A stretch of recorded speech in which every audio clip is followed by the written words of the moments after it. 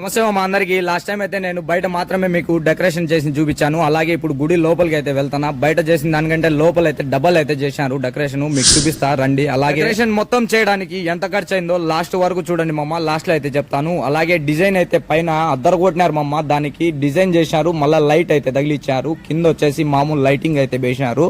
నాకైతే నిజంగా చెప్పాలంటే లోపల ఒక వజ్రం మెరిసినట్టు మెరుస్తుంది. అలాగే లోపల వచ్చేసి నిజంగా చెప్పాలంటే ఇంచు కూడా వదలలేదు మమ్మ డెకరేషన్ కి. అలాగే అమ్మవారి ముందు పక్క వచ్చేసి వైట్ అలాగే బ్లూ కాంబినేషన్ లో అయితే చేశారు, అద్దరగొట్టినారు.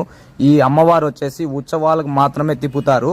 ఈ ఉత్సవాలు అయిపోయిన తర్వాత మళ్ళా ఆమెను తీసి లోపలైతే పెట్టేస్తారు. ఈమె వచ్చేసి అమ్మవారు ఈడే ఉంటది అనమాట, గర్భగుడిలోనే ఈమె అనమాట. గుడి లోపల ఒక గది అయితే ఉంది, మొత్తం అద్దాలతోనే డిజైన్ చేస్తున్నారు. అంతేకాదు మధ్యలో అయితే వెండితో చేసిన ఉయ్యాల, దానిపైన అయితే వినాయకుడి గుడి అయితే పెట్టినారు. ఈ దసరాకి మొత్తం డెకరేషన్ చేయడానికి 40 నుంచి 50 లక్షల వరకు అయితే అయింది మామ. అలాగే నేనేమైనా తప్పు మాట్లాడి ఉంటే నన్ను క్షమించండి. అలాగే మన ఛానల్ ఎవరైనా కొత్తగా చూస్తుంటే లైక్ చేసి సబ్స్క్రైబ్